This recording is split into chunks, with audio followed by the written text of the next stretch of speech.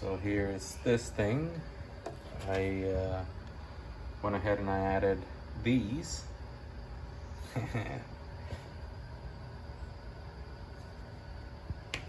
I'll do a better job later, but I made my own custom board.